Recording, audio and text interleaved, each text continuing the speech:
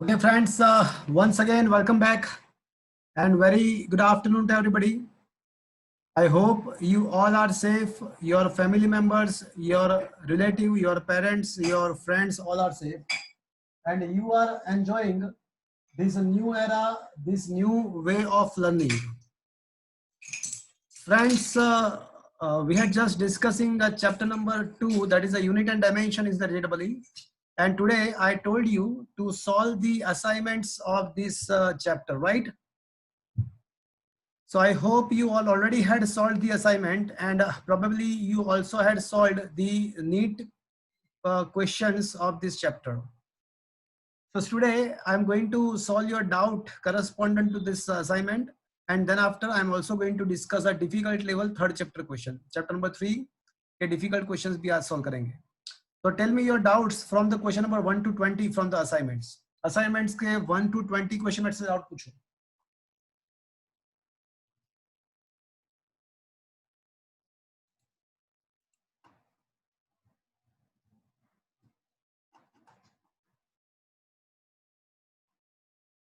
Sir ये stress वाला नहीं आता। वो ऐसा तो बहुत सारे नहीं आएंगे. स्ट्रेस है, यंग मॉडुलस है, बल्क मॉडुलस है, वो सब जाने दो अभी. वो सब अभी जाने दो. वो तो आपको फ्यूचर में वो कहीं ना कहीं पे आप सीखने वाले हो. सो don't ask me the question regarding on the new physical quantity. You will learn in the 11th and 12th standard. So I'm not going to tell every time. So otherwise, is there any new method question और कुछ नया है तो मुझे बताओ तो हम solve करेंगे. अदरवाइज ये unit of the Stefan Boltzmann constant वो सब तो आपको फ्यूचर में आने वाला ही है. एंगुलर एक्सेलरेशन वो सब आपको आने वाला है. वैसा एंगुलर एक्सेलरेशन तो आ गया, तो वो जाने दो. अभी नए क्वांटिटी का पता नहीं है तो अभी रहने दो, वो तो पता चल जाएगा आपको प्रॉपर टाइम पे. कुछ अलग सा है तो वो मुझे बताओ. Sir 19 number question number 19. Okay, तो wavelength of the ray of light is 0.4 times 06 meter. It is equal to how much?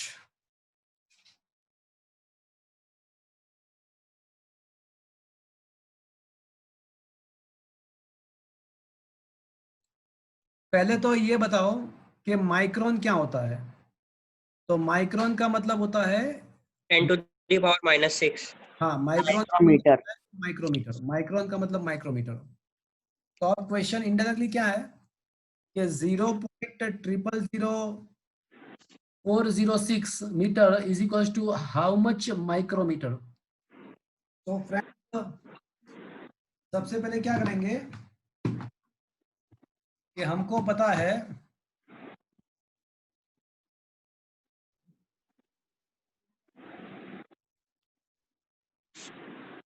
Okay. So friends हमको ये पता है कि 1 माइक्रोन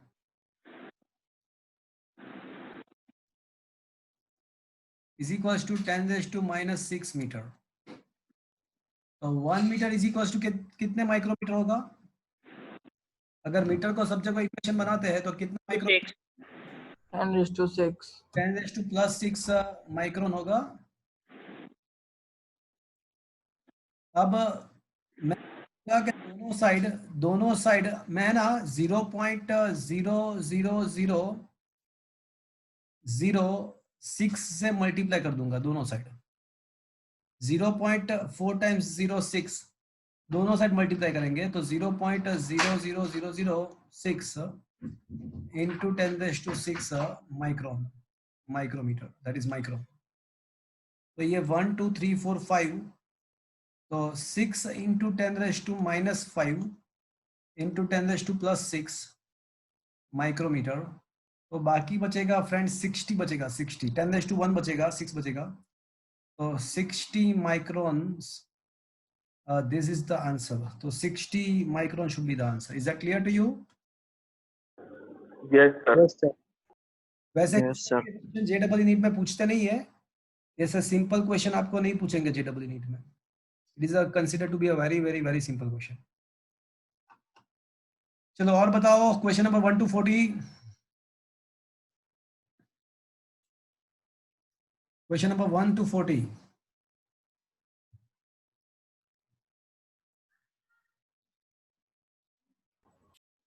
सर 26 में क्या है? 1 मैक नंबर 26. हाँ बोलो.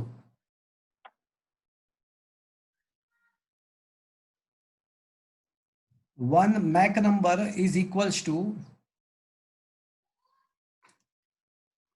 it should be, ये है, मैं बोला था, क्या बोलो?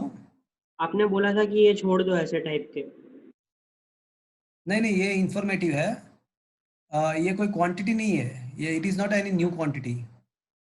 It is not like any new quantity. तो ये इंफॉर्मेशन है.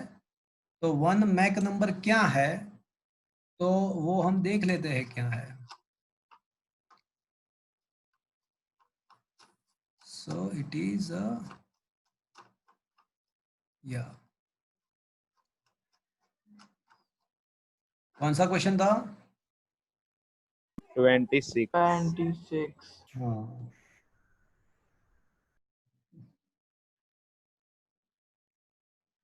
अच्छा, मैक नंबर मतलब velocity of the object upon velocity of the sound. तो it is a velocity of the object upon velocity of the sound. So this is called the Mach number. सो ये informative है, तो आपको मतलब information gain करना है और कुछ नहीं. Okay yes sir. ओके.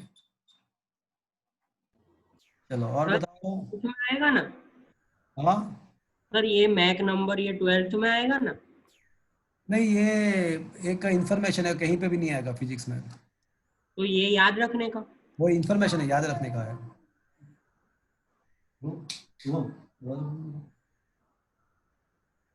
हाँ याद रखने का है. Okay sir. चलो 1 to 50. 1 to 50. सर ये 23 वाला. Density of a would is a 0.5 ग्राम पर सेंटीमीटर. सीसी का मतलब centimetre cube in CGS unit. What is it's value correspond the MKS unit. मतलब एमकेएस का मतलब क्या हुआ? ग्राम को किलोग्राम में कन्वर्ट करना है, सीसी को सेंटीमीटर क्यूब को मीटर क्यूब में कन्वर्ट करना है. तो बताओ, चलो कौस्तव, तो ये बताओ कि 1 gram is equal to how many kilometre होगा? 1 gram is equal to how many kilograms? 10⁻³ अच्छा वेरी गुड. ये डेंसिटी दिया हुआ है 0.5 ग्राम अपॉन सीसी का मतलब होता है क्यूबिक सेंटीमीटर. क्यूबिक सेंटीमीटर का मतलब होता है सेंटीमीटर क्यूब. सर सीसी मतलब मिलीलीटर नहीं होता? अरे क्या बोल रहा है तू? होता है वो. सीसी का मतलब थोड़ी मिलीमीटर होता है. किसने बताया सीसी? लीटर लीटर मिलीलीटर की बात कर. अरे क्यों मिलीलीटर होता है, क्यों किसने बताया? केमिस्ट्री में मोलारिटी तो था ना, तब उसमें सर ने मिलीलीटर लिखाया था इसमें. क्या बात कर रहा है, वैसा ही. अरे सीसी का मतलब होता है क्यूबिक सेंटीमीटर. मतलब क्या होगा? सेंटीमीटर क्यूब होगा. Cubic centimetre. या मतलब होगा सेंटीमीटर क्यूब. ओके. तो अब जो है ना, ग्राम का हो जाएगा 10⁻³ kg. चलो ग्राम का हो गया 10⁻³ kg. अब सेंटीमीटर मतलब कितना मीटर हुआ? 10⁻². 10⁻². और उसका क्यूब करना है भैया. तो न्यूमरेटर में आएगा 10⁻³ एंड अपर डिनोमिनेटर में आएगा 10⁻6 बचेगा, बिकॉज 10⁻² का क्यूब करोगे तो 10⁻6 होगा. That is a KG per metre cube. So finally it is comes out to be a 0.5 into 10⁻³ kg per meter cube. So 0.5 10⁻³ kg per meter cube, that is the answer. Is that clear to you? Yes हो जाएगा 500. That is equals to 500 kg per meter cube. तो kg per meter cube जो है ना, वो MKS unit है, तो वो MKS में कन्वर्ट हो गया. Is it okay? Yes sir. Okay. Yes sir. चलो और बताओ. 1 to 50. 41. 41. सर 33. 41 तो आप, मैंने बोला ना ये सब छोड़ दो यार, ये नए नए क्वांटिटीज के बारे में आप कितने बार पूछोगे मुझे। Okay sir. हाँ, सर 33। Question number 33। हाँ, वो हेनरी क्या है वो आपको आएगा भैया, don't worry about that. Sir 36। Okay sir. हाँ, ये 1 million electron volt is equals to how much electron volt. तो ये मेगा का नहीं पता आपको क्या? मेगा का केमिस्ट्री में आ गया है। नहीं, वैसे केमिस्ट्री की बात छोड़ दो, फिजिक्स में आ ही रहा है ना। सर 10 हाँ, raised to yes. 6 1 mega is equals to क्या होता है? 10 raised to 6 10⁻⁶। हाँ, 10⁻⁶ होता है ना, तो बस वही तो है, मेगा तो आ गया ना, फिजिक्स में भी आ गया, तो उसमें क्या है, तो 10⁻⁶ लिखना है, और क्या है? चलो और बताओ। 1 to 50। सर अर्घ का मतलब क्या है? Erg is the CGS unit of the energy. 1 joule equals to 10⁻⁷ erg. वो मैंने करवाया है, 1 जूल इक्वल्स टू 10⁻⁷ अर्ग होता है। हाँ सर करवा। सर 44 देख Yes, sir, करवा। अभी ये 44th क्वेश्चन। अच्छा, if the unit of the length and force is increase to 4 times, then what should be the unit of the energy? This is a good question.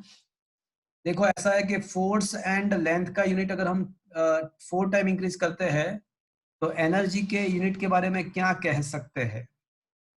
तो इस type के question में आपको सबसे पहले क्या करना है, मेरी बात ध्यान से सुनना। Look at here, is a very very very good question.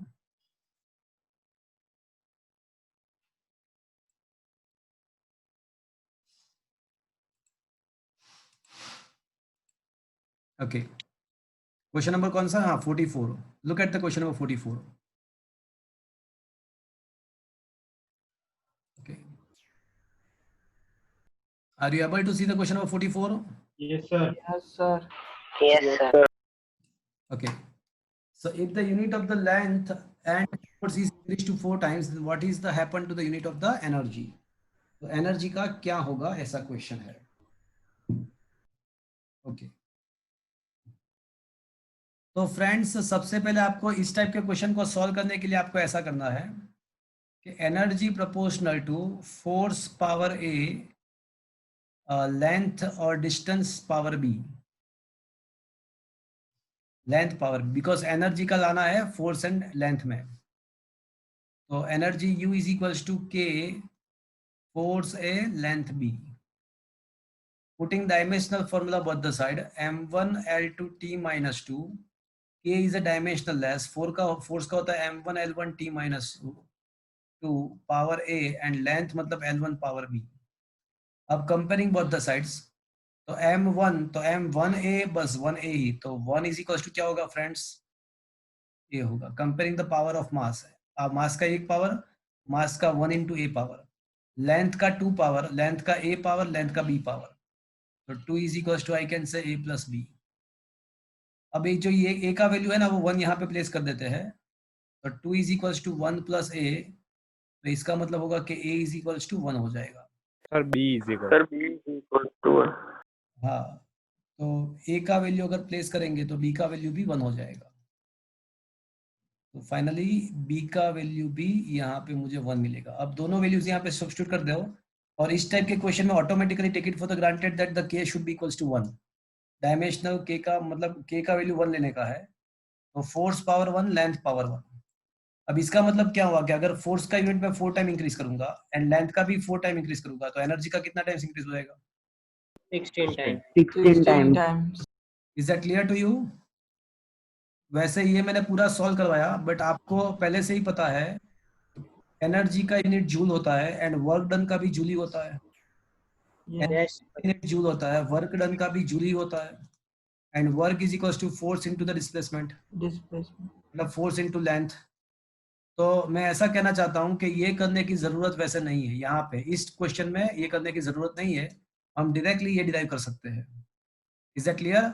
But ये तो रिलेशन हमको पता है, बट अगर इस टाइप के और कोई क्वेश्चन पूछे कि जिसमें हमको रिलेशन पता ही नहीं है, रिलेशन पता ही नहीं है, तो आपको ये मेथड्स है, ये मेथड्स आपको सॉल्व करना है। ये क्या हुआ, समझ में आया आपको friends? Yes, sir. Is it okay? Yes, sir. Yes, sir. अच्छा, Yes, sir. चलो question number 1 to 50, last call. Sir, 42. 42। अरे मैंने बोला ना यार, अब don't worry about the new quantities. Why are you worrying about this? Don't understand. ये magnetic flux मैंने अभी करवाया आपको, नहीं, sir. बस तो No, क्यों sir.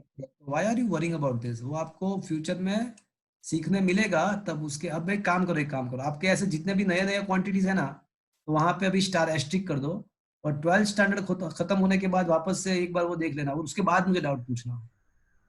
Okay. अभी इसको मतलब करने की मैं कराऊं, कैसे कराऊं मैं आपको? अभी ये सारे एग्जाम बोर्ड 12th स्टैंडर्ड के बाद लेते हैं, तो at that time you will be able to understand what is the magnetic flux, and after that I am able to say something. So don't ask this question. Sir, 50. कोई नया? अच्छा 50, तो 50 में क्या प्रॉब्लम है बोलो? ये तो उसके बेस पे तो बहुत सारे क्वेश्चन मैंने किए। N1, U1 and N2. हाँ, नहीं, कौन कौन किसने पूछा? अभी किसने पूछा?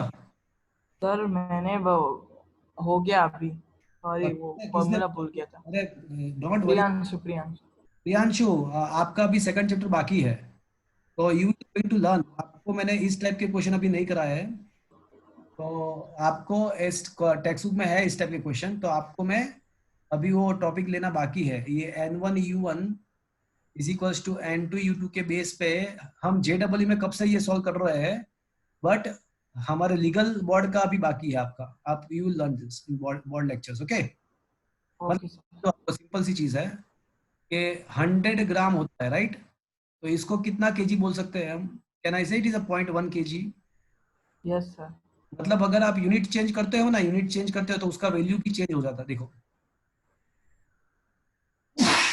अगर यूनिट चेंज करते हो तो उसका वैल्यू भी चेंज हो जाता है। तो वही तो मैं बता रहा हूँ कि N1 in the unit U1 and N2 is the value in the unit of U2. It is a N1 U1 is equals to N2 U2, like, is that clear? Yes sir.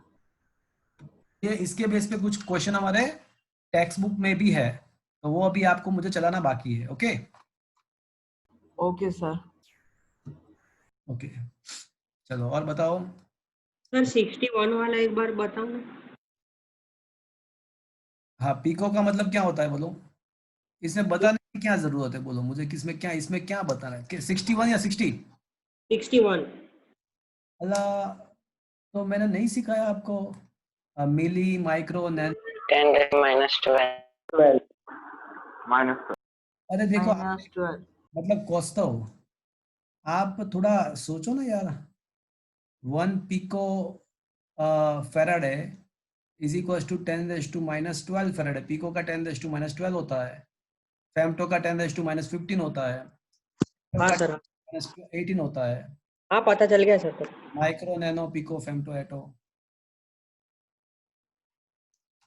Sir, 64. 64।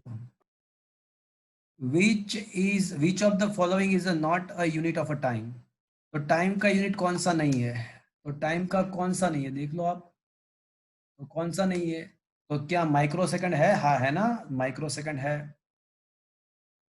फिर leap year है, leap year हाँ।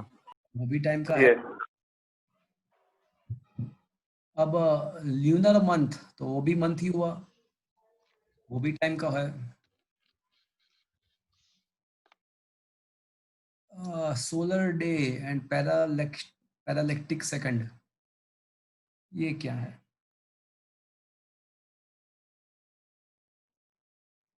Solar day का मतलब वो day ही हुआ वैसे, but ये पैरालेक्टिक second नया है कुछ। सर पैरेलैक्टिक सेकंड मतलब वो पैरेलैक्स एंगल में जो सेकंड होता है वो measurement. May be it may. हाँ सर, तो पैरालैक्टिक सेकंड है आंसर। पीछे क्या दिया हुआ है? पैरालैक्टिक सेकंड ही दिया हुआ है। हाँ, तो पैरालेक्टिक सेकंड ही दिया है। तो वो जो हम समझ रहे हैं वो बराबर है कि नहीं, वो एक बार वेरीफाई कर लेते हैं। वैसे पैरालेक्स क्या एंगल को ही पैरालेक्टिक सेकंड बोलना चाहिए प्रोबेबली, बट देख लेते हैं एक बार। कौन सा नंबर था क्वेश्चन का? 64. 64. कुछ इन्फॉर्मेशन नहीं है, मतलब आप जो सोच रहे हो वही है। Okay okay Okay, sir. Yes. चलो और बताओ।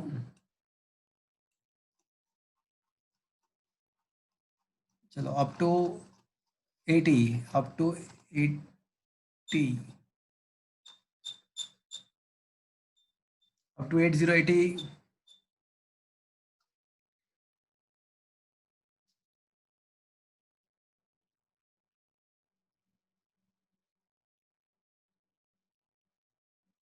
Up to 90, Sir, 76.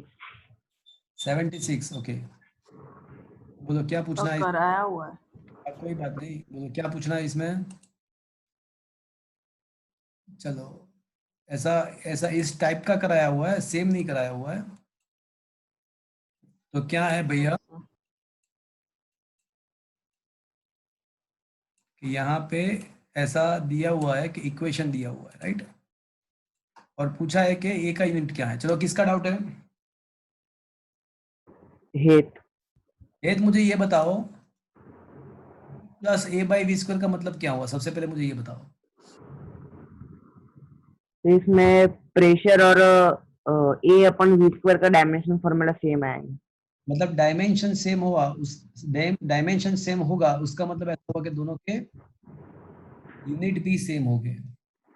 Yes, sir. Unit of a P is equals to the unit of the A by V square. तो इसका मतलब ऐसा हुआ कि अगर आपको यूनिट ऑफ ए निकालना है, ए का यूनिट निकालना है आपको, तो आपको क्या करना पड़ेगा, पी इंटू वी स्क्वायर करना पड़ेगा। Yes, sir. अब प्रेशर का यूनिट क्या है, पास्कल, Pascal. मतलब क्या हुआ, पास्कल मतलब क्या हुआ, न्यूटन 1 मीटर 2 न्यूटन। माइनस हाँ न्यूटन पर metre square, newton upon metre square. But CGS में लिखते हैं तो क्या हो जाएगा, डायन 9 स्क्वायर। अगर सीजीएस में लिखते हैं, पर सेंटीमीटर स्क्वायर। हाँ डायन पर सेंटीमीटर स्क्वायर। अब वॉल्यूम का यूनिट क्या होता है, एल मीटर क्यूब। वॉल्यूम का मीटर Centimeter. क्यूब होता है, मीटर क्यूब। और उसका स्क्वायर वापस से करना है। तो ये हो जाएगा डायन पर सेंटीमीटर स्क्वायर इंटू सेंटीमीटर का 6 power. Ultimately what will be the last unit, Dian into Dian centimeter. centimeter raised to 4. Is that clear. Yes, Four. sir. Yes sir. Okay और बताओ। चलो up to 109, up to 109।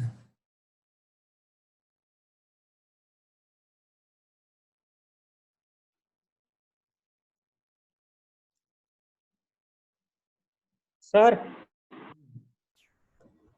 Hello हाँ बोलो बोलो। Sir, ये wavelength of infrared laser का मतलब क्या है? इंफ्रारेड, हाँ सर। कौन सा क्वेश्चन है, नंबर, क्वेश्चन नंबर 78।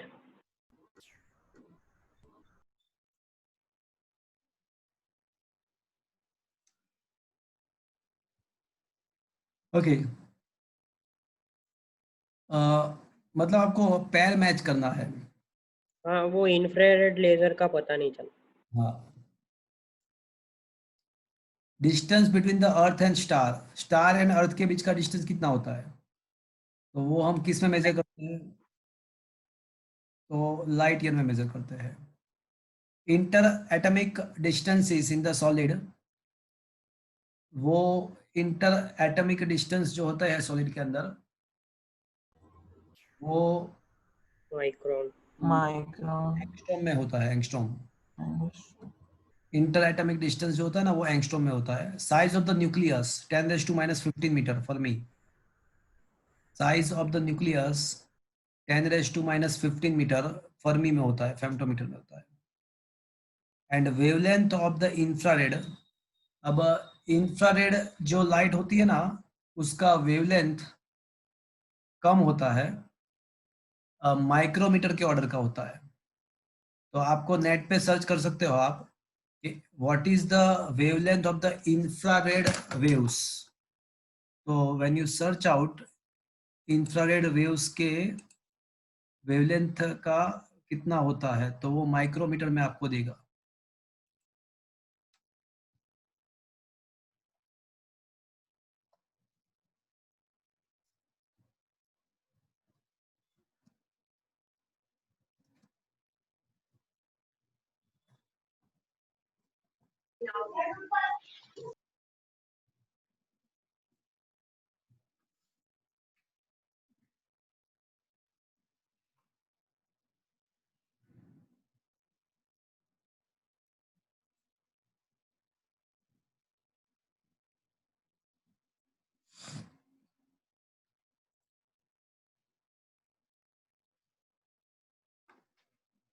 Okay.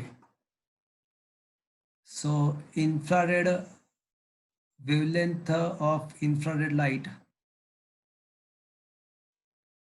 तो इसका जो वेवलेंथ होता है इसका देखो 780 नैनोमीटर जितना होता है. 780 नैनोमीटर. तो नैनोमीटर 780 नैनोमीटर मतलब क्या हुआ? 0.78 माइक्रोमीटर होगा. 0.78 माइक्रोमीटर होगा. तो वो माइक्रोमीटर के फॉर्म में आता है infrared wavelength. Is that clear to you? आप देख सकते हो, नेट सर्च कर सकते हो. ओके, वो माइक्रोमीटर में आता है डेफिनेटली. 700 नैनोमीटर. हाँ, 700 नैनोमीटर का मतलब क्या हुआ? 0.7 micro 7 micrometre. Yes. 0.7 micrometre. Is that clear? Yes sir. Okay. Sir 108. हाँ सर 108. 108. ओके.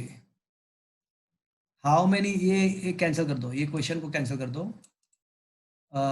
ये जो पुराना 1 मीटर का जो डेफिनेशन था ना बहुत पहले का, ये तो वो डेफिनेशन भी चेंज हो गया अभी. तो 1 मीटर का बहुत पुराना डेफिनेशन था, अभी तो वो डेफिनेशन भी चेंज हो गया है. तो ये मतलब क्वेश्चन ही अभी ये फिजिक्स में से ही कैंसिल हो गया पूरा क्वेश्चन. ये फिजिक्स में से ही ये क्वेश्चन कैंसिल हो गया अभी. इसको निकाल दो. ये 1 मीटर का डिफिनेशन पहले ये KR86 के फॉर्म में बनाते थे, तो वो अभी डेफिनेशन ही चेंज हो गया है फिजिक्स के हिसाब से. तो ये सर, निकाल. पर ये क्वेश्चन हमारे स्कूल के एग्जाम में था. तो पूछना जिसने पूछा है उन लोगों को कि मैडम क्या ये क्वेश्चन ये अभी तो चेंज नहीं हो गया इसका यूनिट? अभी ये 1 मीटर का यूनिट चेंज हो गया है, तो क्या ये चेंज नहीं हो गया है? ऐसा पूछ लेना आप. तो उन लोगों ने ऐसा यहाँ से पूछ लिया, कोई भी बुक में से पूछ लिया होगा, बट अभी इसको निकाल देना है. ओके. Yes, sir. चलो,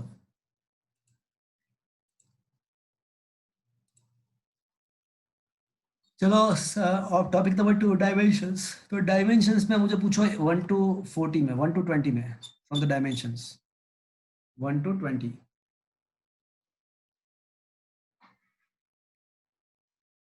सर अभी आपने प्लैंक कांस्टेंट का डायमेंशन नहीं बताया है ना? बता दिया. बताया है, वैसे बताया है ऐसा भी कह सकते हैं, नहीं बताया ऐसा भी कह सकते हैं. Energy by frequency. हाँ, वो हमने ऐसा ये आपने केमिस्ट्री में पढ़ते हो ना. अच्छा. हाँ सर. हाँ. एनर्जी अपॉन फ्रीक्वेंसी कर दो तो मिल जाएगा आपको प्लैंक कांस्टेंट का. Is that clear? वैसे आई थिंक केमिस्ट्री में आप energy equals to h mu ऐसा कुछ लिखते होगे. Yes, sir. Yes sir. Mu is a Yes, frequency. ये जो भी है, म्यू लिखो या f लिखो, है तो फ्रीक्वेंसी ना. Yes sir. Okay.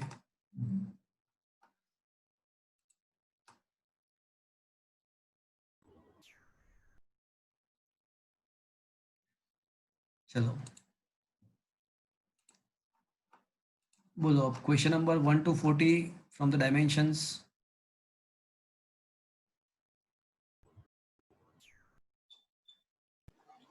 Sir 29. 29 question.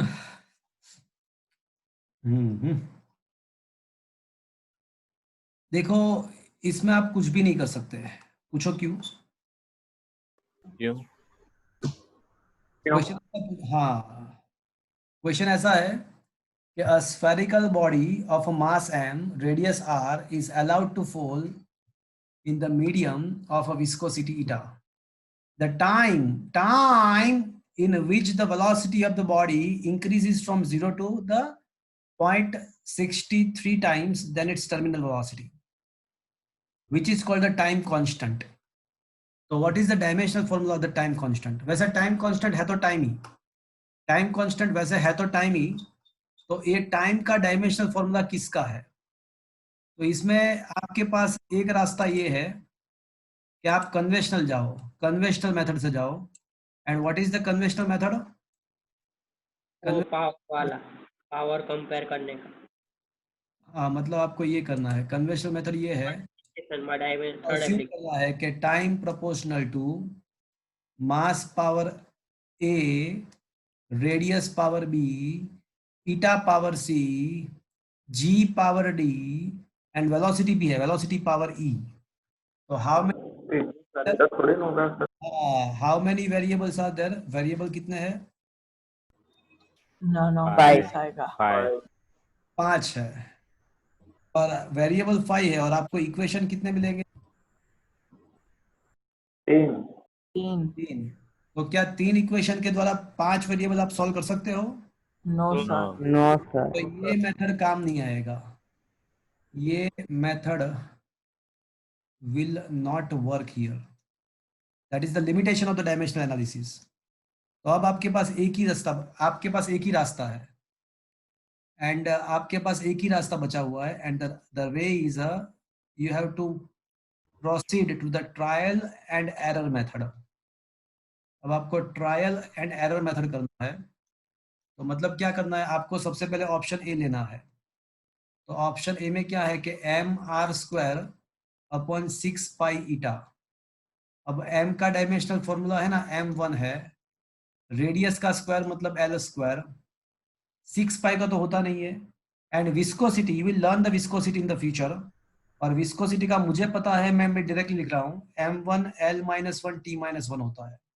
आप फ्यूचर में पढ़ोगे विस्कोसिटी का, मुझे पता है तो मैंने डायरेक्टली लिख दिया. तो इसका सिंप्लीफाई कर दो, तो m 0 हो जाएगा, l 3 हो जाएगा, एंड t 1 हो जाएगा. L m0 l3 and which is not equals to t raised to 1. तो which is not equals to t raised to 1 का मतलब क्या हुआ कि ये टाइम नहीं है, it is not the time. Yes. That is not the time. Is that clear? Yeah. Yes, sir. आपको क्या करना है कि वन बाय वन सारे ऑप्शन को क्रॉस चेक करना है. तो कोई एक आध ऑप्शन ऐसा होगा कि जिसमें ये सेट हो जाए, टाइम आ जाए. जैसे सी ऑप्शन है, जैसे सी का ऑप्शन नंबर सी देख लेते हैं. ऑप्शन सी में क्या है, m upon 6 pi eta R V. तो m का क्या होता है, m का होता है m1, ईटा का होता है m1 l-1 t-1, r का होता है l1, एंड वेलोसिटी का होता है m0 l1 t-1. तो ये m1 cancel, l-1 l+1 cancel, तो ये हो जाएगा t-1 t-1 t-2, तो ऊपर जाएगा तो t2 हो जाएगा, t2 upon l1, which is again not the t1, मतलब ये भी नहीं है. तो अब देख, अब ऑप्शन बी में हो रहा है कि नहीं हो रहा है. तो ऑप्शन बी में आपको क्या करना है कि पूरा करके उसका रूट निकालना है, पहले इसका फाइंड करके उसका रूट निकालना है, तो प्रोबेबली हो जाएगा, पता नहीं मुझे. तो करोगे ना ये आप, ये करवा दूं? करवा दो। अच्छा, तो ऑप्शन बी देख लेते हैं. तो ऑप्शन बी, उसमें क्या करना है आपको, 1/2 करना है.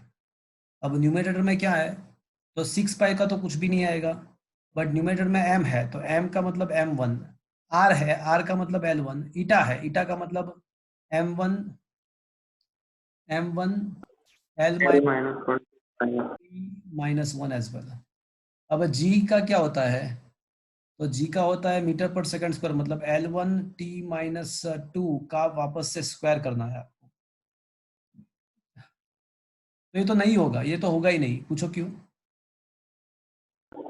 क्यों? बिकॉज क्यों, m1 sir? तो m2 हो जाएगा. m2 का स्क्वायर रूट निकालो तो एक बार तो m बचेगा ही, हमको तो खाली t1 लाना है। तो रूट है ना, इसलिए नहीं होगा। हाँ, तो ये हो ही नहीं, तो option D should be the answer. Okay okay, yes sir. Is it clear? ये तो इसमें बहुत टाइम चला जाएगा आपका। वैसे मैं हूं ना, तो इस टाइप के क्वेश्चन में जब मैं नीट का, सपोज के मैं नीट का एग्जाम दे रहा हूँ, तो मैं इस टाइप के क्वेश्चन को स्किप कर दूंगा। बिकॉज मुझे क्या करना पड़ेगा, 3 टाइम मुझे सॉल्व करना पड़ेगा, चौथा ऑप्शन को 4 टाइम सॉल्व करना पड़ेगा मुझे, तब जाके पता चलेगा कि ये ऑप्शन प्रॉपर है कि नहीं है। तो इस टाइप के क्वेश्चन को एग्जाम के टाइम आपको स्किप कर देना चाहिए, ये टाइम कंज्यूमिंग रहेगा। Is it clear? Yes sir. चलो और बताओ।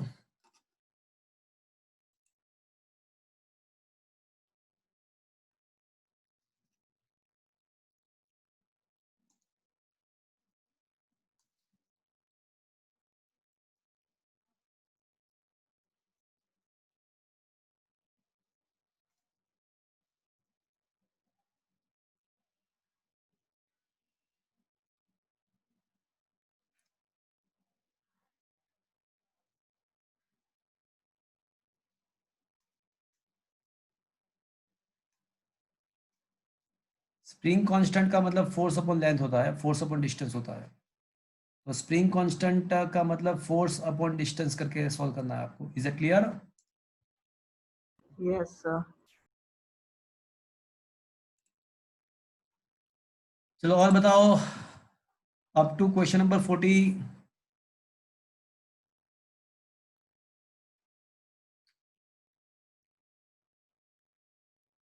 Question number 50।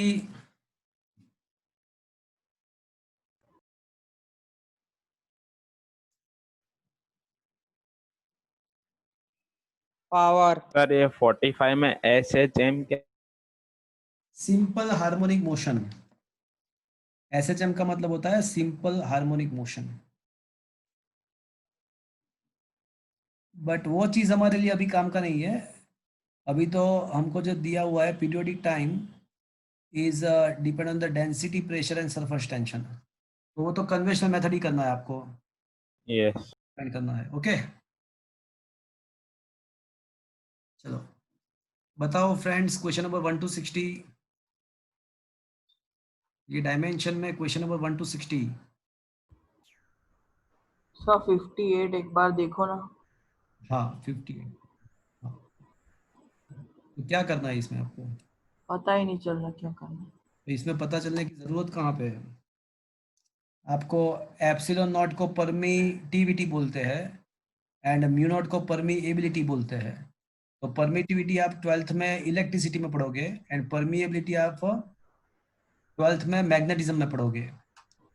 तो फ्रेंड्स, मैंने आपका चैप्टर नंबर 1 कराया, मैंने 11 का 11th का चैप्टर नंबर 1 कराया मैंने कि नहीं कराया? यस यस करवा दिया सर। कराया ना, तो उसमें मैक्सवेल के बारे में कुछ लिखा था? यस वो तो किसी को पता है मैक्सवेल ने क्या किया था?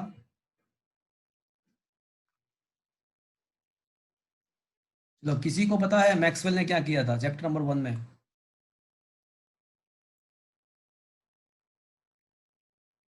मैक्सवेल ने क्या काम किया था, कोई वो बताएगा? रूथरफोर्ड का मॉडल अपोज मैक्सवेल किया था। मैक्सवेल मुझे बताओ, मैक्सवेल ने क्या किया था?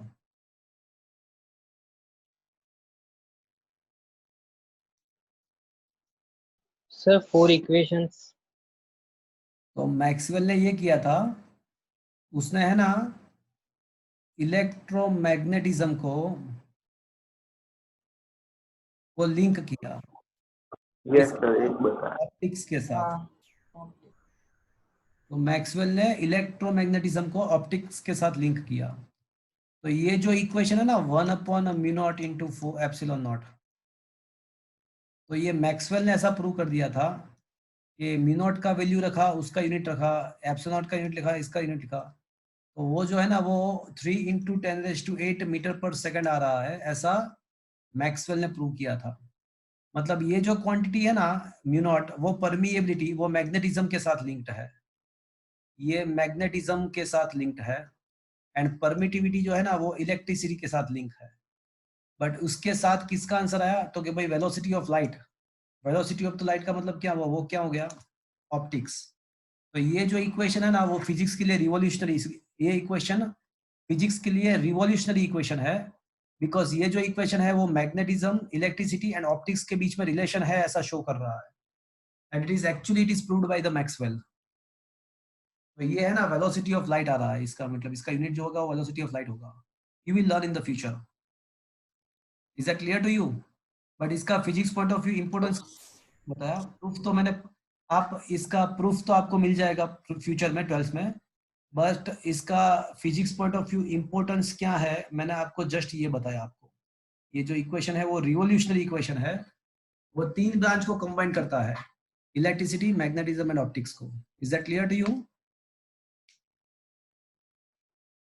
Yes, sir. Okay,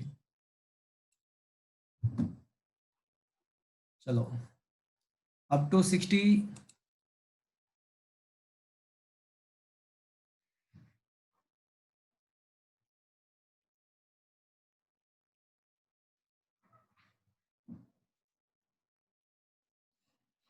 up to 80,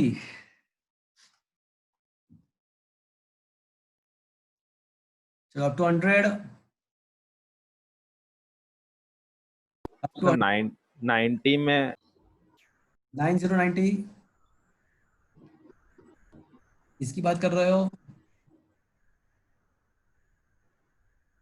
इसकी बात कर रहे हो क्या? हाँ सर, वो ए माइनस भी आएगा ना?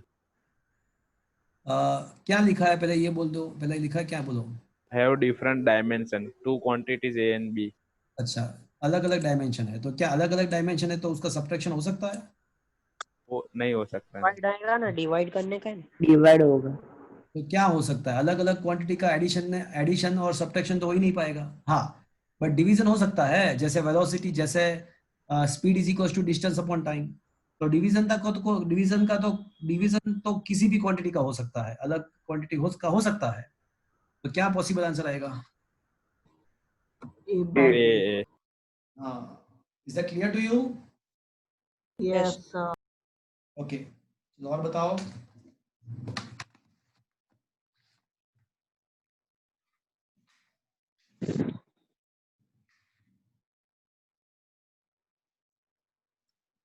अप टू 100,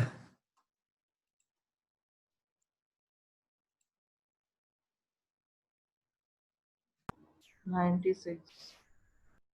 96, ओके, करना पड़ेगा भैया, it is a difficult question, but एक बार कर लेते हैं। अच्छा क्वेश्चन है, अच्छा क्वेश्चन, ऐसे बहुत क्वेश्चन हमने सॉल्व किए हैं, बट एक क्वेश्चन कर लेते हैं एक बार।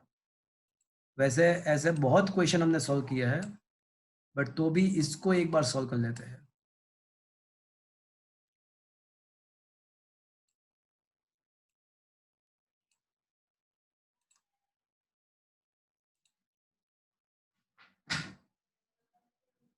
अच्छा, अब दिया हुआ है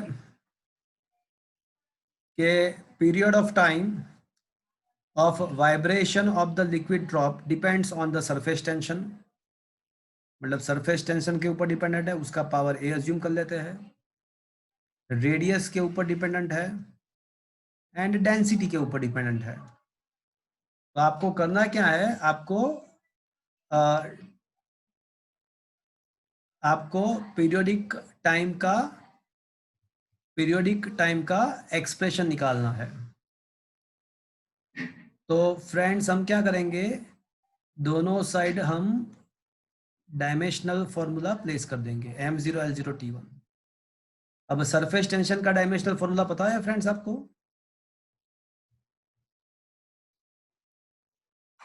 सरफेस टेंशन का डायमेंशनल फॉर्मूला पता है भैया? m1 l0 t minus 2. Okay, अब comparing power both the side, तो 0 is equals to m1 power a m1 power c, तो a प्लस c हो जाएगा। दूसरा पावर कंपेयर करें, 0 is equals to 0a 1b minus 3c. तो 0 is equals to minus 3. Minus 3c. चलो अब दूसरा इक्वेशन मुझे ये मिला. अब तीसरा equation 1 is equals to -2a minus 3c. -2a minus sir -2 ही आएगा. गलत गलत -2a नहीं आएगा sir. -2a only. Okay okay. Yes sir. तो Yes. a का वैल्यू आएगा -1/2. अब a का वैल्यू -1/2 है तो उसको यहाँ पे प्लेस करेंगे तो c का वैल्यू 1/2. 1/2 आ जाएगा. और c का वैल्यू 1/2 यहाँ पे प्लेस करोगे तो आपको b का वैल्यू क्या आएगा? 3/2. तो वो 3/2 हो जाएगा. तो अब t is equals to k s power a का मतलब -1/2.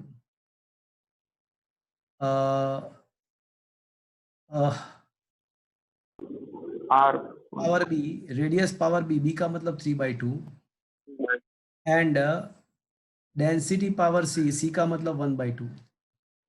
तो क्या मैं ऐसा कह सकता हूँ radius raise to 3/2, density raise to 1/2 upon surface tension raise to 1/2.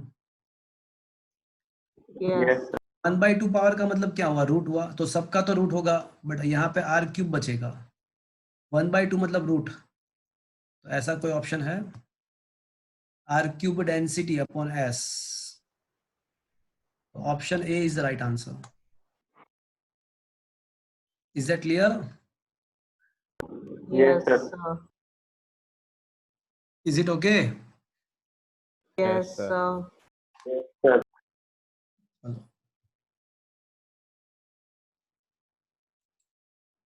तो बताओ भैया अप टू चलो 150 पूरा मतलब 144 132. चलो बताओ अब डायमेंशंस में से किसी को पूछना है कुछ?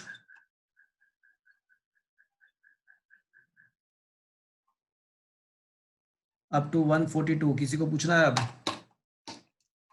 तो एरर के रिगार्डिंग क्वेश्चन स्टार्ट करें अभी. चलो डायमेंशंस के रिगार्डिंग किसी को कुछ पूछना है अभी? Last call.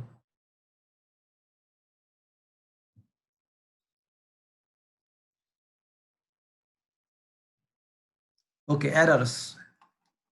चलो क्वेश्चन नंबर 1 to 20 एरर्स में. Sir 13.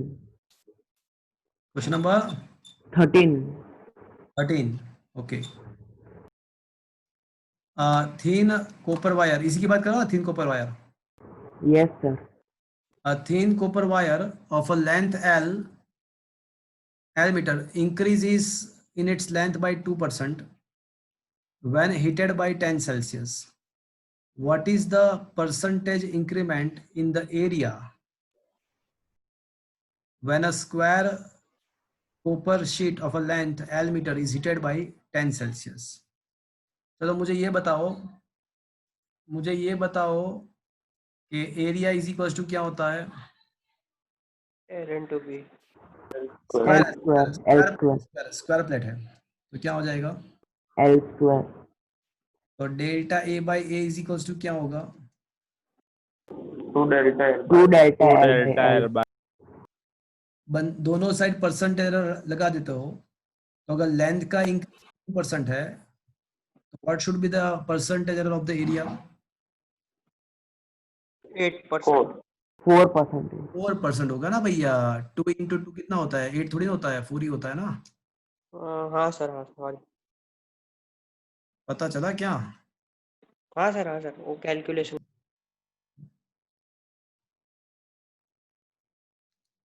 Is that clear to you? Yes sir. Yes sir. चलो और बताओ.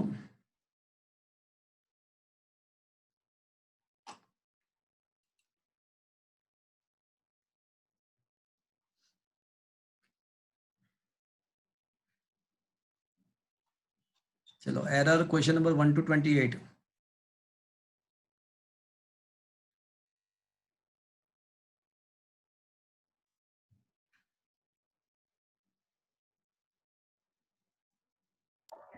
Sir friends 16।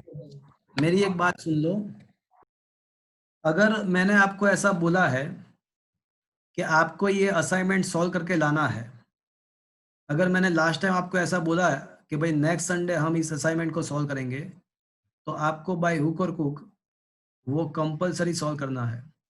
अगर आप ये करने का आपका डिटर्मिनेशन नहीं है, अगर आपके बॉडी में, आपके शरीर में आलस है, अगर आपकी ताकत नहीं है करने की, तो आप जेडबल नीट मत करो, आप खाली बोर्ड को करो। अगर आपको करने की इच्छा शक्ति नहीं है, आपका डिटर्मिनेशन नहीं है, तो आप मत करो।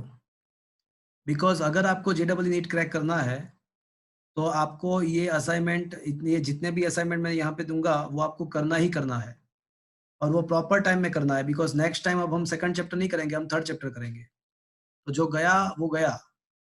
मतलब अगर आपको जेडबल नीट करना है, तो आपको डिटर्मिनेशन के साथ कंपल्सरीली आपको वीक के अंदर 7-8 घंटा अलग से आपको प्रैक्टिस के लिए प्रोवाइड करके वो करना पड़ेगा, तो ही आप क्रैक कर पाओगे। अदरवाइज ये सारे एग्जाम ऐसे नहीं है कि आप जाओगे और लिख के आ जाओगे तो पास हो जाओगे। It is not like that. तो आपको अगर जेडबल नीट क्रैक करना है, कुछ अच्छे रिजल्ट आना है, तो आपको डिटर्मिनेशन के साथ, कुछ साइंटिफिकली अप्रोच के साथ, आपको कुछ टाइम दे के आपको ये करना पड़ेगा। अभी जो आप डाउट्स पूछ रहे हैं ना, इसका मतलब ऐसा हो कि वेरी फ्यू स्टूडेंट्स, जिस हिसाब से आप डाउट पूछ रहे हो, उस हिसाब से मैं कह सकता हूँ कि आप में से 3-4 बंदे ने ये सॉल्व किया हुआ है। बाकी सब ये मतलब नहीं होगा आपसे। आप अगर आपको करना है क्रैक, तो आप करो इसको पर्टिकुलरली, तो ही आप कर पाओगे। ऐसा नहीं चलेगा friends. Otherwise you will not be going to crack this kind of exams. आपको करना ही करना है, वो समझ के आपको करना चलना है। मैंने ऐसा बोला लास्ट टाइम कि आपको ये असाइनमेंट जेडबल का हम उसके डाउट सोल्व करेंगे, तो आपको हर एक बच्चे को वो सोल्व करना पड़ेगा। अगर वो नहीं करोगे तो मेरा कुछ नहीं जाएगा, आपका ही जो जाने वाला है वो जाएगा।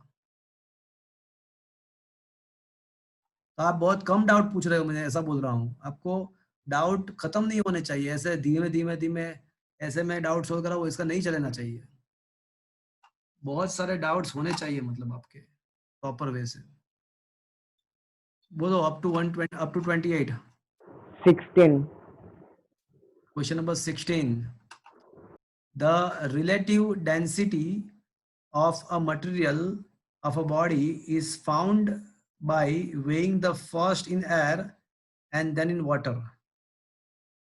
If the weight in air is this much and weight in water is this much, so what is the relative density of a material? चलो मेरी बात सुनो आप फ्रेंड्स। पहले तो मुझे ये बताओ कि रिलेटिव डेंसिटी का डेफिनेशन क्या है। Density of a substance upon Density of object upon density of water. Very good. तो it is the density of a substance upon density of a water.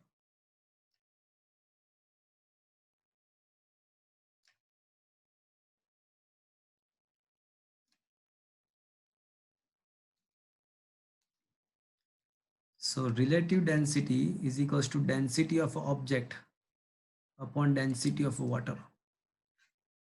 The relative density of a material of a body is found by weighing it first in air and then in water. If the weight in air is okay,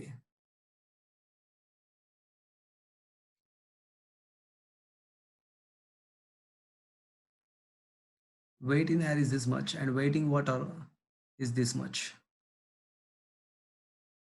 then what is the relative density with the maximum permissible percentage error? Okay, fine. Friends ये थोड़ा tricky question है, थोड़ा tricky question है।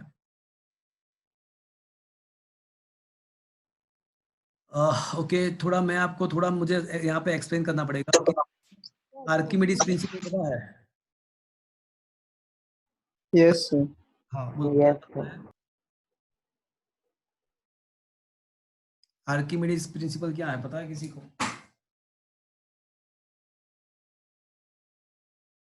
बोलो क्या पता है?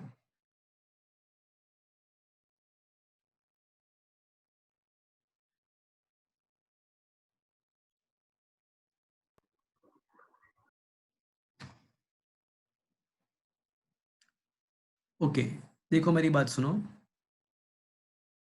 Sir उसमें वो पानी में जितना ऑब्जेक्ट सिंक करता है जितना वॉल्यूम, उतना वॉल्यूम वाटर बाहर आता है। हाँ, तो आर्किमिडीज प्रिंसिपल ऐसा बोलता है कि हम लिक्विड के अंदर अगर कोई बॉडी को डालते हैं तो उसके ऊपर बॉयंट फोर्स लगता है। बुयांसी। हाँ, वो बॉयंस फोर्स, उसको बेयंसी बोलते हैं, बॉयंसी बोलते हैं।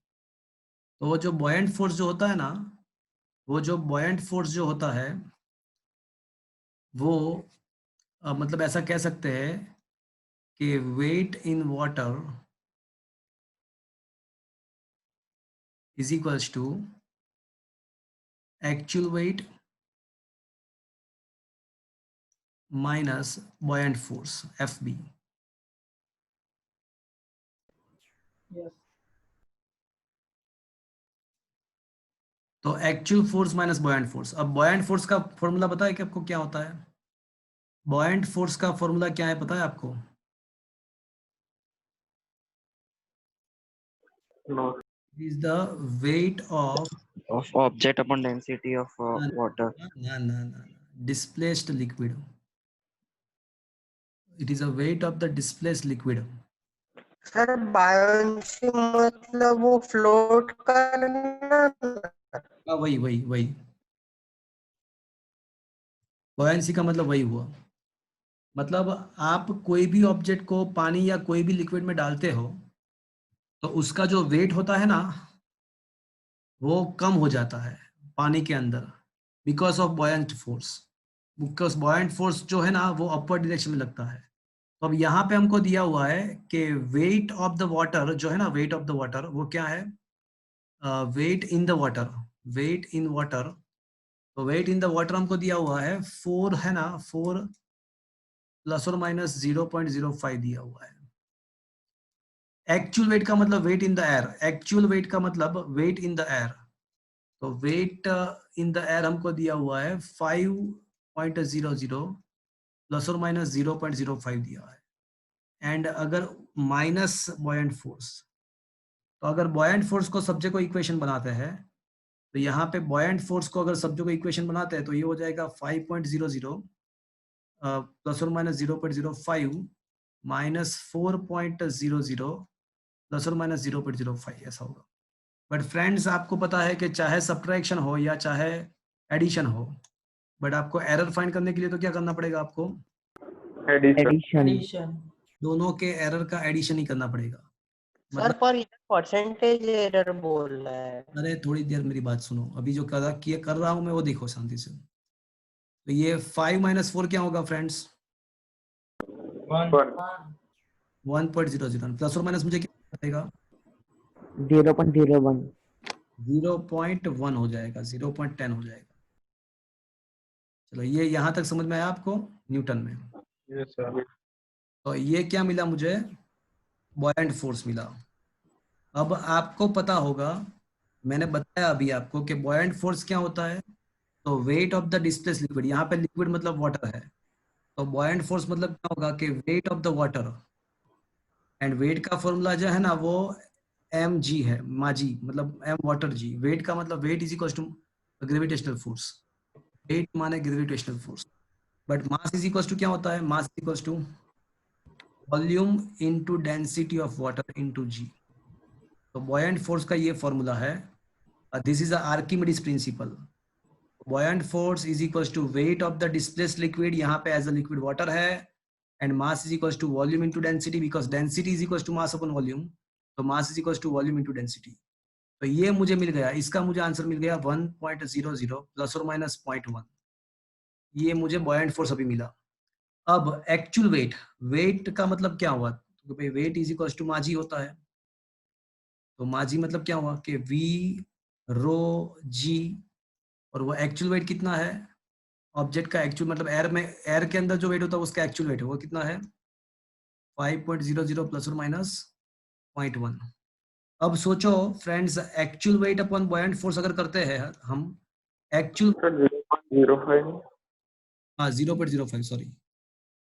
तो actual weight upon buoyant force अगर करते हैं तो न्यूमरेटर में हो जाएगा v rho g, and denominator में क्या हो जाएगा? वी रो वाटर जी हो जाएगा, तो क्या बचेगा, rho upon rho water. But ये तो क्या है फ्रेंड्स, रिलेटिव डेंसिटी। तो अब जाके पता चला कि रिलेटिव डेंसिटी का एक दूसरा फॉर्मूला मुझे मिला। तो वो रिलेटिव डेंसिटी का मुझे दूसरा फॉर्मूला क्या मिला, मुझे ये मिला कि actual weight upon buoyant force. तो अब जाके अभी तो मुझे रिलेटिव डेंसिटी का एक नया फॉर्मूला मिला। तो फ्रेंड्स अब हम ऐसा कह सकते हैं कि it is like a z is equal to a by B.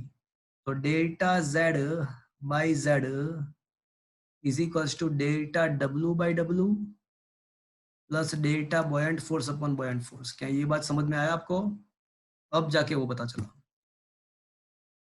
It is like a z is equal to a by B. तो z हमारे लिए रो r है, ये z है हमारे लिए a बाई b है। तो delta z by z is equal to delta a by a plus delta b by b। अब डेल्टा w कितना है, w का एरर कितना है, ये रहा w। तो w का एरर कितना है, 0.0 उसका एक्चुअल वैल्यू कितना है, 5 है। प्लस बॉयंट फोर्स का वैल्यू कितना है, बॉयंट फोर्स का एरर कितना है, 0.10 और उसका एक्चुअल वैल्यू कितना है, 1 है। 1 तो अब ये जो भी मिलेगा 0.005 डिवाइड बाई 5 मतलब 0.01 होगा। तो 0.01 प्लस 0.1, 0.01 प्लस 0.1 वो क्या हो जाएगा, 0.11 हो जाएगा। अब 0.11 को परसेंटेज में कन्वर्ट करेंगे तो कितने परसेंट होगा, मुझे बोलो। 11%. 11%। तो 11%, 11। हाँ 11% वाला एक ही ऑप्शन है। अब दूसरी बात, अब वो डेंसिटी तो फाइंड करेंगे ना अलग से वापस से। तो relative density is equal to W by F B. तो अगर W बाई एफ बी करेंगे एक्चुअल वैल्यू, तो W का वैल्यू क्या है भैया, तो W का वैल्यू जो है वो 5 है। न्यूमरेटर में 5 आएगा, डिनोमिनेटर में आ जाएगा बॉयंट फोर्स। बॉयंट फोर्स का वैल्यू कितना है, 1 है। तो डेंसिटी का जो वैल्यू है ना वो 5 है। डेंसिटी का वैल्यू 5, रिलेटिव डेंसिटी का वैल्यू 5 है, और उसके अंदर रिलेटिव एरर 0.11 मतलब परसेंटेज 11% है। तो 5 प्लस और minus 11% is the right answer. Relative density का वैल्यू 5 आएगा एंड उसका परसेंटेज एरर 11% आएगा। It is a very intelligent question, very good question. तो that should be the answer. तो समझ में आया फ्रेंड्स? मतलब ये अभी आपको शायद ये ऐसा होगा कि पता ना चले, बिकॉज अभी है ना हमने फ्लूइड मैकेनिक्स नहीं सिखाया, ट्राई किया आपको समझाने का। अगर समझ में आया तो ठीक है, नहीं समझ में आया तो भी ये फ्लूइड मैकेनिक्स जब स्टार्ट होगा तब आपको एग्जैक्टली समझ में आ जाएगा। बट मैंने यहाँ पे, मैं एक बार फिर से बोल देता हूँ मैंने किया क्या यहाँ पे। तो मैंने है ना पहले तो मैंने ये बॉयंट फोर्स कितना होता है और पानी के अंदर जाके कितना उसका वेट इन द वाटर हमको दिया हुआ है। तो वेट इन द वाटर कितना होता है, तो कि भाई इसका जो एक्चुअल वेट होता है ना उसको मतलब हमको बॉयंट फोर्स ऑब्वियस चीज है कि अगर कोई ऑब्जेक्ट को हम डाल देते हैं पानी में तो उसके ऊपर क्या होता है, बॉयंट फोर्स होता है। तो वो ऊपर अपर डायरेक्शन में होता है। तो रिजल्टेंट डाउनवर्ड डायरेक्शन मतलब रिजल्टेंट वेट कितना हो जाएगा, तो उसका एक्चुअल वेट है उसमें से हमको बॉयंट फोर्स को सब्ट्रैक्ट करना पड़ेगा। वो उसका इनसाइड द वाटर आपको वेट मिल जाएगा। सर एक्चुअल वेट मतलब वो एयर वाला वेट। वो एयर वाला जो हम सिंपल जो एयर में एक्सप्लेन होता है तो वो एयर वाला वो एक्चुअल हो गया। तो एक्चुअल वेट में से बॉयंट फोर्स को निकाल दे तो आपको वेट इन वाटर मिल जाएगा। तो मतलब ये हुआ कि अगर बॉयंट फोर्स फाइंड करना है तो आपको क्या करना पड़ेगा कि बॉयंट फोर्स फाइंड करने के लिए आपको एक्चुअल वेट में से वाटर का वेट सब्ट्रैक्ट करना पड़ेगा। तो हमने सब्ट्रैक्ट किया तो बॉयंट फोर्स मुझे मिल गया 1 प्लस और माइनस 0.1 मिल गया। अब रिलेटिव डेंसिटी फाइंड करना है तो मुझे पता चला कि रिलेटिव डेंसिटी का फॉर्मूला क्या होगा, तो उसका actual weight upon buoyant force. अब हमारे पास एक्चुअल वेट का फॉर्मूला है, हमारे पास बॉयंट फोर्स का भी फॉर्मूला है। तो अब तो नॉर्मल कन्वेंशनल मेथड से हमने उसको सॉल्व कर दिया। Is that clear? Yes sir. It is a really intelligent question. मतलब फिजिक्स के 2-3 कंसेप्ट यहाँ पे एक साथ यूज हुए। Archimedes principal, buoyancy and error, मतलब 3-4 कंसेप्ट एक साथ यहाँ पे यूज हुए। रिलेटिव डेंसिटी का फॉर्मूला, सारे सब कुछ यहाँ पे एक साथ यूज हुआ। Is that clear to you? Yes sir. Yes sir. Very intelligent question. अब बताओ 22। 22। there is a positive error of the 50% in the measurement of the velocity of the body and there is a error of the measurement of the kinetic energy is. चलो इसमें क्या है बोलो, kinetic velocity के बीच में to half mv. या kinetic energy equals Ek is equal to half. Exactly. तो यहाँ पे मास का कुछ नहीं दिया हुआ है, तो हम ऐसा मान के चलेंगे कि मास का एरर नहीं है। हम ऐसा मान के चलेंगे कि मास वो एरनियस नहीं है, करेंगे। तो मास का एरर 0 है। हाफ का तो वैसे भी नहीं होता है, हाफ का तो वैसे भी एरर नहीं होता है, मास का नहीं है, तो क्या हो जाएगा only 2 delta V by V. तो अगर वेलोसिटी तो काइनेटिक एनर्जी का 100% हो जाएगा, डबल हो जाएगा। Is that clear to you? Yes, sir. Yes, sir. Is that okay? Yes, Yes, sir. sir. चलो अब क्रिटिकल क्वेश्चन तो बाकी है, अभी तो सिंपल क्वेश्चन हुए अभी तो। सर 28। देखो हाँ, मैं बताऊं आपको, ये जो क्रिटिकल वाले क्वेश्चन है ना, वो JEE के लिए बहुत ही इंपॉर्टेंट, ऐसा सोच लेना है। बाकी सारे क्वेश्चन नीट के लिए है और ये क्रिटिकल जो क्वेश्चन है वो JEE के लिए, ऐसा आप सोच सकते हो। चलो अप टू 28, एरर में से 28 में कुछ पूछना है? Last call. सर 28। तो इसमें तो एक ही स्टेप में हो जाएगा ना, एक स्टेप का तो क्वेश्चन है ये 28। चलो ए का error delta A by A into 100% is equals to power आगे स्मॉल ए का एरर, पावर आगे बी का एरर, पावर 1 आगे सी का एरर एंड 1/2 आगे डी का एरर। तो ए का कितना है 1% है, बी का कितना है 3%, डी का कितना है 2% है एंड डी का कितना है 2% है।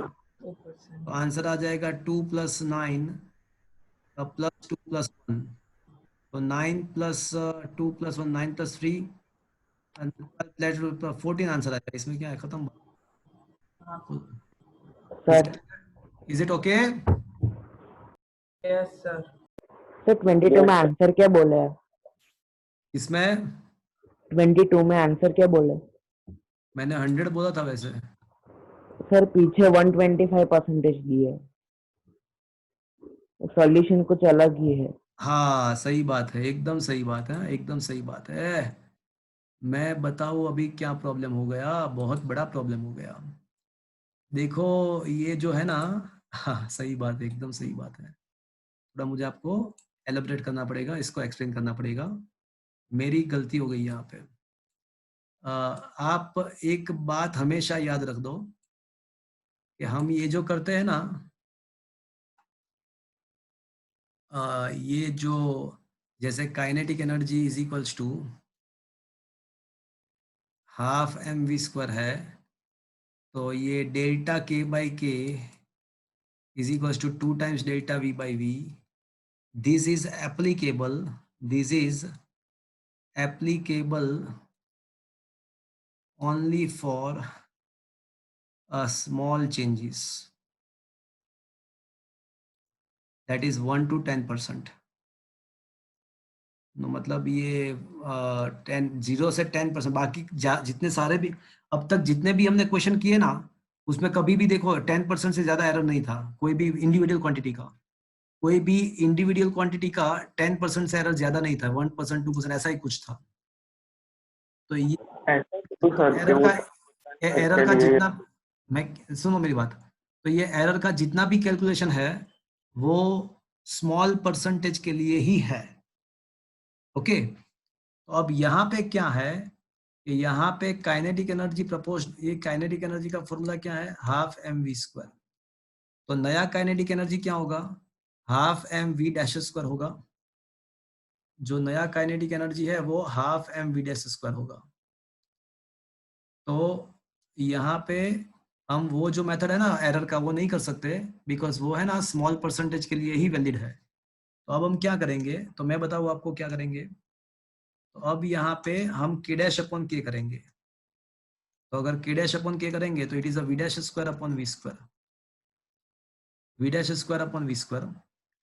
तो अब है ना ये v' अपॉन v का स्क्वायर मैंने किया, अब मुझे ये बताया गया है कि वी डैश जो है ना उसमें कितना वेरिएशन है, तो उसमें बोला गया है कि इसमें 50% का वेरिएशन है।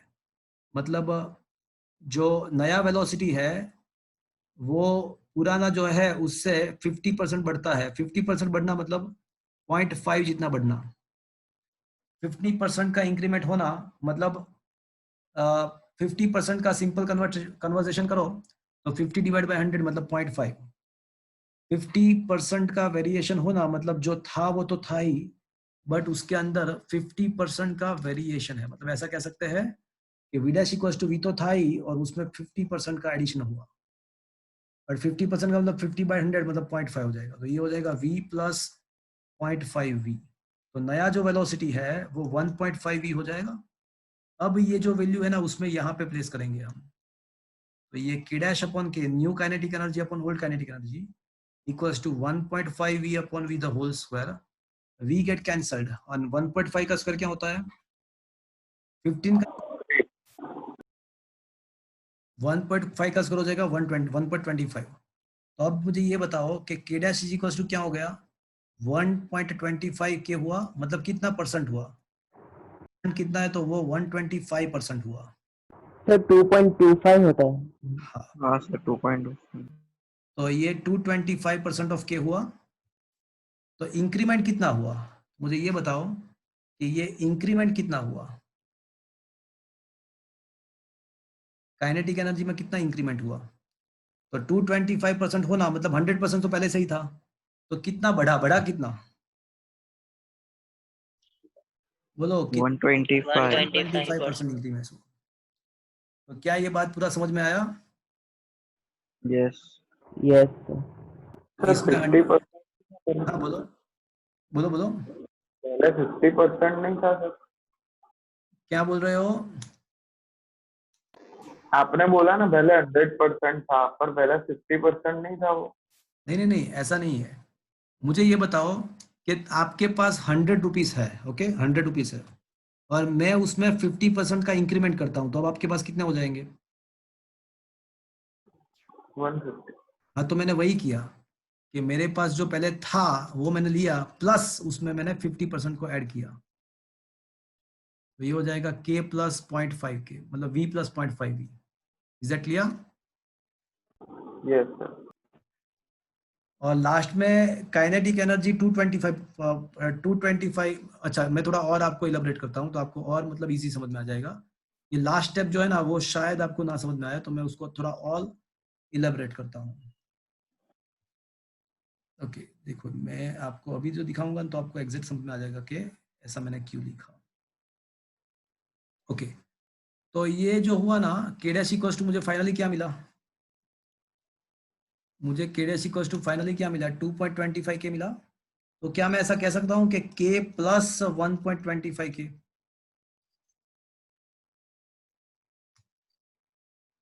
तो k डैश इक्वल्स टू क्या हुआ तो k प्लस 125% ऑफ के। अब मुझे बताओ कि इंक्रीमेंट कितना हुआ, तो ये जो टर्म है ना वो इंक्रीमेंट शो कर रहा है। Is it clear.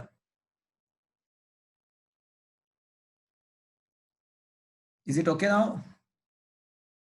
Yes sir. Yes, sir. चलो अच्छा क्वेश्चन था। चलो और बताओ। ये मैंने यहाँ पे गलती क्या कर दिया पता है आपको, गलती ये कर दिया कि 50% जितने वेरिएशन में हम ये मेथड यूज नहीं कर सकते हैं। ये एरर का जो भी मेथड है वो आप कुछ स्मॉल परसेंटेज एरर है तो ही आप अप्लाई कर सकते हो, दैट इज 1 to 10%। अगर बियॉन्ड 10% चेंज हो रहा है तो आपको ये मेथड से सॉल्व करना है, अभी जो बताया ना वो मेथड से आपको सॉल्व करना है। Is it okay. Yes, sir. Yes sir.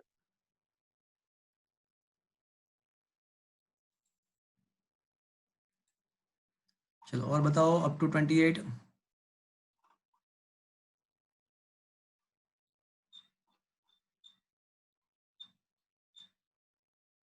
चलो critical number question number 1 to 5।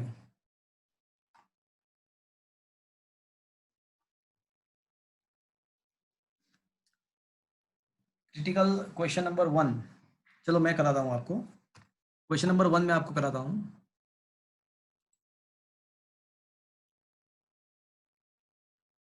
चलो कोई बताएगा कैसे करेंगे हम?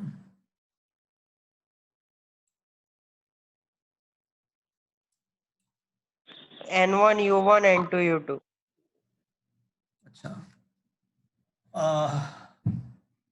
if the acceleration due to gravity is a 10 metre पर सेकंड स्क्वायर, वो पता है हमको। चलो तो acceleration due to the gravity वो पता है 10 मीटर पर सेकंड स्क्वायर है। Okay done. and the unit of the length and time are changed in the kilometer and hour respectively, then what is the numerical value of the acceleration? तो सही बात है आपका n1 u1 is equals to n2 u2 करेंगे। n1 u1 is equals to n2 u2। चलो अब मुझे नया वैल्यू फाइंड करना है, तो नया वैल्यू फाइंड करना है तो n2 को सब्जेक्ट को इक्वेशन बनाओ, तो पुराना वैल्यू इनटू पुराना यूनिट अपॉन नया यूनिट। अब आपको क्या करना है, अब आपको डायमेंशनल फॉर्मूला लिखना है, पुराना मास नया मास पावर 0। वैसे ग्रेविटेशनल एक्सेलरेशन का डायमेंशनल फॉर्मूला पता है ना आपको, m0 l1 t - 2। Is that clear to you? Yes, sir. l1 upon l2 raised to 1 and t1 upon t2 raised to -2। चलो अब पुराना वैल्यू कितना है, 10 है, राइट? Yes, sir. अच्छा, ये 0 पावर है तो उसका ना लिखो तो भी चलेगा, किसी का भी 0 पावर मतलब 1 ही हो जाएगा, किसी का भी 0 पावर मतलब 1 ही हो जाएगा, वो लिखने की जरूरत नहीं है। चलो what is the old unit of the length? Length का पुराना यूनिट कौन सा है? Meter. है। और नया यूनिट कौन सा है लेंथ का? Kilometer. तो किलोमीटर 10 माने power. कितना? हाँ 10 पावर 3 9 किलोमीटर मतलब 10 power 3 metre power 1। Is that clear? अब चलो टाइम का पुराना यूनिट कौन सा था? Second. सेकंड। अब नया यूनिट कौन सा है? R आवर का मतलब क्या हुआ? 3600 सेकंड। Raise to -2। तो अब ये हो जाएगा 10 इंटू mm, मीटर मीटर के कैंसिल, 1/10⁻³ का मतलब पावर 1, मतलब वो अपॉन डिनोमिनेटर में 10⁻³ ही बचेगा, डिनोमिनेटर में 10⁻³ बचेगा।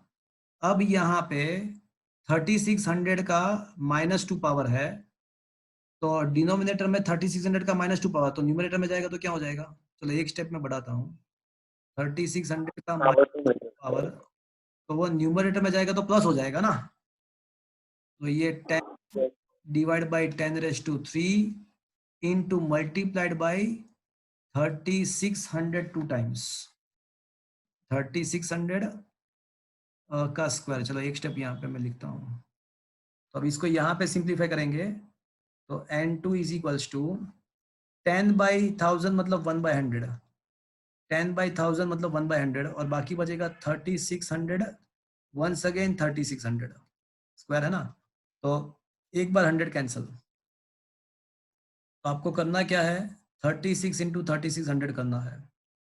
तो फ्रेंड्स को 36 इंटू 36 करना पड़ेगा। Option D.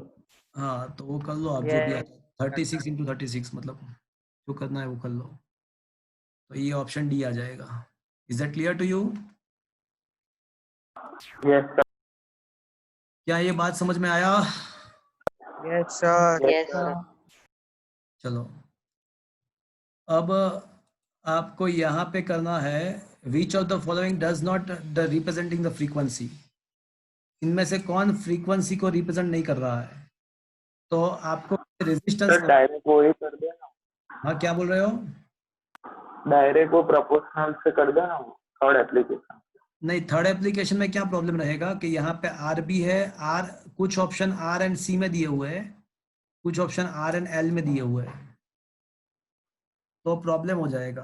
सर वो हीट एल एंड सी में भी दिया हुआ है, कुछ ऑप्शन एल एंड सी में भी दिया हुआ है, तो आपको क्या करना है कि आर का डायमेंशनल फॉर्मूला लिखना है, सी का लिखना है, वो दोनों आपको पता है, और एल का आपको कहीं से ढूंढ लाना है, इंडक्टेंस का डायमेंशनल फॉर्मूला कहीं से ढूंढ लाना है आपको, वो मिल जाएगा आपको नोट्स में से। तो अब आपको 1 by 1 you have to find each and every option, आपको चारों ऑप्शन यहाँ पे करने पड़ेंगे।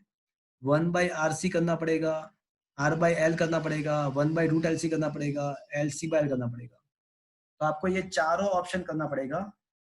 तो आपको ये पता चलेगा कि ये फ्रीक्वेंसी शो नहीं कर रहा है, बाकी सारे फ्रीक्वेंसी शो करेंगे, बाकी सारे फ्रीक्वेंसी शो करेंगे, ये नहीं करेगा। सर थर्ड हाँ बोलो। सर ये क्वेश्चन थर्ड एप्लीकेशन पे करेंगे तो हो सकता है ना, क्योंकि नहीं हो वो सकता, कोई भी पावर 0 हो जाए तो नहीं निकल होगा, जाएगा। नहीं होगा, नहीं होगा, आप नहीं कर पाओगे ये, बिकॉज थर्ड एप्लीकेशन में क्या होगा कि यहाँ पे देखो 1/RC भी सही आंसर है, R/L भी सही आंसर है, एंड 1/√LC भी सही आंसर है। तो थर्ड एप्लीकेशन में तो आप तो आपको कितने ऑप्शन मिलेंगे? एक मिलेगा सर इसमें से तीनों का। तीनों कैसे मिलेंगे? Is that clear to you? मतलब अदरवाइज आपको 3 बार करना पड़ेगा, अदरवाइज आपको पहले अलग अलग से frequency proportional to RX CY, फिर frequency proportional to LX CY, 3 बार आपको सॉल्व करना पड़ेगा, 3 अलग अलग बार, RX LY। समझ में आया मैं क्या बोल रहा हूँ आपको? Yes sir. You cannot solve this question by this way। चलो ये थर्ड मैंने करवा दिया, देखो थर्ड मैंने कुछ करवा दिया है।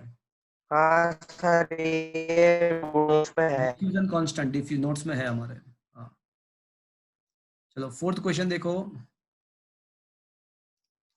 तो फोर्थ क्वेश्चन ये है कि with the usual notation the following equation. देखो पहली नजर से ये इक्वेशन देखोगे ना तो आपको गलत लगेगा, पहली नजर से ये इक्वेशन देखो तो आपको गलत लगेगा। हाँ UT प्लस हाफ। हाँ तो ये एस है ना, वो डिस्टेंस है, ये डायमेंशनली करेक्ट है। बट ये डायमेंशनली करेक्ट ही है। पहली नजर से देखोगे तो ये डायमेंशनली इनकरेक्ट लगेगा, बट ये डायमेंशनली करेक्ट ही है। Yes sir. कैसे करेक्ट है? बिकॉज पहली देखो तो ये तो लेफ्ट हैंड साइड क्या है, डिस्प्लेसमेंट। और डिस्टेंस राइट, हाँ तो ये, और राइट साइड ये यू क्या है? डिस्प्लेसमेंट मतलब इनिशियल वेलोसिटी। Initial velocity. तो क्या ये डायमेंशनली करेक्ट होगा क्या? नो सर पर टी है ना। ये हाँ नहीं होगा सर सर, और ऐसा लगता है। ये करेक्ट ही है। हाँ सर पर वो एक्सेलरेशन और टी है ना तो हो जाएगा। नहीं अरे ये तो अलग करना पड़ेगा आपको, एक एक टर्म का अलग से फाइंड करना पड़ता है भैया, हाँ सर तभी इज इक्वल टू तभी। आपको एक एक टर्म का अलग से फाइंड करना होता है यहाँ पे। हाँ सर हाँ बराबर। हाँ तो ये डायमेंशनली करेक्ट इसलिए है। सर उसका वेलोसिटी का तो L1T माइनस 1 होगा अरे और मुझे, इसका तो हाँ मैं वही बता रहा हूँ आपको कि पहली नजर से ये आपको इनकरेक्ट लगता है, बट ये करेक्ट ही है। अब क्वेश्चन इज दैट कि क्यों करेक्ट है? तो भैया पहले तो ये बोलो कि ये फॉर्मूला किसका है, पहले ये याद करो कि ये फॉर्मूला किसका है। Distance in nth second. हाँ ये distance in corresponding to the 1 second है। याद है आपको? ये डिस्टेंस, ये सिंपल सा डिस्टेंस नहीं है, ये डिस्टेंस पर पर्टिकुलरली 1 सेकंड है। मतलब ये nth सेकंड का मतलब 5th सेकंड हो सकता है, 6 सेकंड हो सकता है, 7 सेकंड हो सकता है। तो फ्रेंड्स ये जो s है ना, it is not the simple distance, it is a distance पर nth सेकंड। मतलब ये एक्चुअल में क्या है, ये डिस्टेंस पर nth सेकंड है। ये समझ में आया? ये पता चला sir. Yes sir. u is equal to, याद है ना, वी सर नॉट, खाली बोलो याद आ रहा है अभी वो s वाला formula, V naught plus a/2 into Tn-1। Yes sir yes 2n minus. तो ये पहली नजर से आपको ये रॉन्ग लगेगा, बिकॉज ये डिस्टेंस लग रहा है और ये वेलोसिटी लग रहा है, बट फ्रेंड्स ये डिस्टेंस नहीं है, ये डिस्टेंस पर 1 सेकंड है। मतलब ये मीटर पर सेकंड में ही है, और ये भी मीटर पर सेकंड में है, और ये है ना वो टाइम इंटरवल है, ये टाइम इंटरवल है। तो ये सेकंड में, एंड ये एक्सेलरेशन मतलब मीटर पर सेकंड स्क्वायर है। तो मीटर पर सेकंड स्क्वायर इंटू सेकंड क्या हो जाएगा, वापस से मीटर पर सेकंड ही हो जाएगा। तो ये भी मीटर पर सेकंड, ये भी मीटर पर सेकंड, ये भी मीटर पर सेकंड है, तो सारे चीज मीटर पर सेकंड ही है, तो ये करेक्ट है। तो ये न्यूमेरिकली भी करेक्ट है एंड डायमेंशनली भी करेक्ट है। Is that clear? वैसे ये क्वेश्चन Yes, थर्ड चैप्टर का है, ये वैसे ये क्वेश्चन थर्ड चैप्टर का है, ये थर्ड चैप्टर का है ये क्वेश्चन, इसमें भूल से आ गया है। तो फ्रेंड्स अभी आपको क्या करना है नेक्स्ट टाइम, तो नेक्स्ट टाइम मेरी बात सुनो, नेक्स्ट टाइम को क्या करके लाना है आपको, चैप्टर नंबर 2 ये जो क्रिटिकल थिंकिंग है, देखो मेरी बात सुन लेना, नेक्स्ट टाइम आपको क्या करके लाना है, क्रिटिकल थिंकिंग के आपको सॉल्व करके लाना है, प्लस चैप्टर नंबर 2 का जो नीट का जो बुक दिया हुआ है सर तो हाँ बोलो, नहीं आना, क्या बोल आज रहे हो? लेके नहीं आना, आज मत कल जाओ, जाने का है ना। कल जाने का है। कल आपको क्या मिलेगा, कल आपको चैप्टर 1 के भी नोट्स मिल जाएंगे और चैप्टर 1 के बोर्ड के नोट्स एंड चैप्टर 3 के आपको ये मेरा असाइनमेंट मिल जाएगा, चैप्टर 3 का असाइनमेंट नीट का जेड मिल जाएगा। सर वेडनेसडे जा सकता हूँ मैं? जा सकते जा सर सकते। कल तो छुट्टी नहीं होगी वो। कल नहीं, कल नहीं जाना है आपको, कल नहीं जाना है, हाँ। जाना है परसों जाना है। तो फ्रेंड्स आप ट्यूसडे जाना ऑफिस पे, तो आपको चैप्टर 1 बोर्ड का मिल जाएगा, असाइनमेंट चैप्टर नंबर 3 का मिल जाएगा, बट आपको नेक्स्ट जेडब्ल्यू में क्या करके लाना है, तो आपको क्रिटिकल थिंकिंग करके लाना है चैप्टर नंबर 2 का, चैप्टर नंबर 2 का नीट का जो भी नोट्स है वो सॉल्व करके लाना है, एंड चैप्टर नंबर 3 का नीट सॉल्व करके लाना है, चैप्टर नंबर 3 का भी नीट सॉल्व करके लाना है। वो बुक में से? हाँ बुक में से। सर ये बुक लेने कब जाना है? Tuesday Tuesday, okay sir. कितने बजे? 12 to 6। ओके। तो फ्रेंड्स आज का सेशन मैं यहाँ पे खत्म कर रहा हूँ, ओके। तो आज का काम यहाँ पे खत्म करते हैं। आपका वेडनेसडे एग्जाम भी है सेकंड चैप्टर का, Wednesday you will be having exam of the chapter number 2 JW NEET, Wednesday आपका एग्जाम भी है। Okay okay okay thank you. तो अभी मैं यहाँ पे खत्म कर रहा हूँ, okay bye sir. Bye bye sir. Bye sir. Bye. Sir JW NEET exam में ये बीएनसी वाला नहीं आएगा ना, आर्किमिडीज में? क्या नहीं आएगा? वो आर्किमिडीज प्रिंसिपल का था ना बीएनसी 4। हाँ वो अभी नहीं आएगा, हाँ